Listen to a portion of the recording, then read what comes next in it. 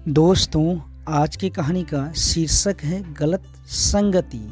यानी हमारे जीवन में कभी कभी कुछ ऐसे दोस्त आ जाते हैं जिनके वजह से हमारे जीवन जीने का तरीका ही बदल जाता है। तो इसी पे आधारित आज का कहानी है, तो आप अंत तक इस कहानी को जरूर सुने। ये कहानी है मनीष नाम के लड़के की, जो मध्यम वर्गीय परिवार में पैदा हुआ, जो 12th क्लास तक टॉप करता जा रहा था। कमाल का बच्चा, पढ़ने लिखने में सबसे आगे। फैमिली को उस पर गर्व था।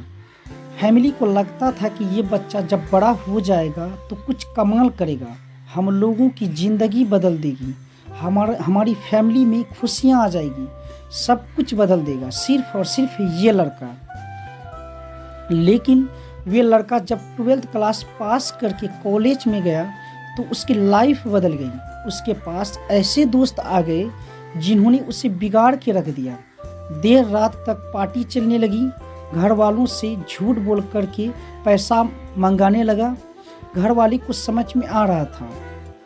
उन्होंने एक दिन उसे समझाने की कोशिश की, लेकिन मनीष ने घर वाले को डांट दिया कि आप मुझे ज्ञान मत दीजिए, मुझे सब कुछ मालूम है और आपकी ज्ञान से बात नहीं बनेगी। आप शांत रहिए, मैं अपनी ज़िंदगी सही से जी लूँगा। घर वालों ने कुछ नहीं बोला।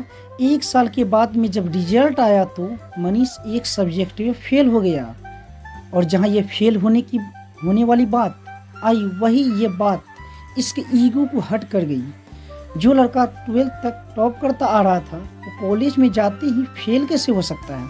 और ये जो फेल होने वाली बात थी, इसके मन में, इसके दिमाग में इतनी घर कर गई कि ये घर में बंद हो गया, एक कमरे में रहने लगा। घर वालों से बात करना बंद कर दिया, दोस्तों के फ़ोन उठाना बंद कर दिया, यहाँ तक कि बाहर आना जाना बंद कर दिया। मनीष धीरे धीरे डिप्रेशन का शिकार हो रहा था। उसे लग रहा था कि उसकी लाइफ में यहीं पे ब्रेक लग जाएगा, सब कुछ खत्म हो जाएगा।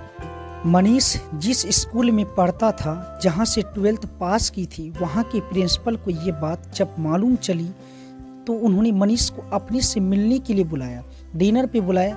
वो इनविटेशन से मना नहीं कर सकता था, उसे मानना ही था क्योंकि न्योता आया था, प्रिंसिपल के पास जाना था। तो मनीष पहुँचा शाम में, और इसने देखा कि प्रिंसिपल साहब बगीचे में बैठे हुए थे, अंगीठी पे हाथ ताप रहे थे। सर्दी का माहौल था, ये भी जा करके वहाँ बैठ गया। सर ने पूछा, क्या हालचाल है बेटा? तो मनीष ने कुछ नहीं बोला। 10-15 मिनट तक उन दोनों के बीच में बातचीत नहीं हुई। तो प्रिंसिपल साहब ने सोचा कि क्या अलग किया जाए। उन्हें अंगूठी में एक कोयले का टुकड़ा जला रहा था और धधकते हुए टुकड़े को मिट्टी में फेंक दिया। जैसे ही उसे मिट्टी में फेंका, थोड़ी देर तक धधका और उसके बाद बुझ गया। तब मनीष ने बोला, ये आपने क्या किया? जो कोयले का टुकड़ा अग्नि में धधक रहा था, हमें गर्मी दे रहा था, उसे बाहर मिट्टी में फेंक दिया, बर्बाद कर दिया। तो प्रिंसिपल ने कहा कि बर्बाद कहाँ कर दिया हूँ, कौन सी बड़ी बात हुई है, वापस इसको ठीक कर देते हैं। उन्होंने उस कोयले के टुकड़े को उठाया उस मिट्टी से और वापस से उसे अंगीठी में डाल दिया।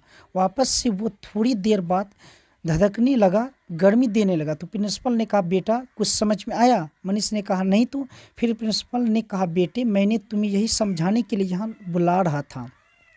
ये जो कोयले का टुकड़ा है, ये तुम हो।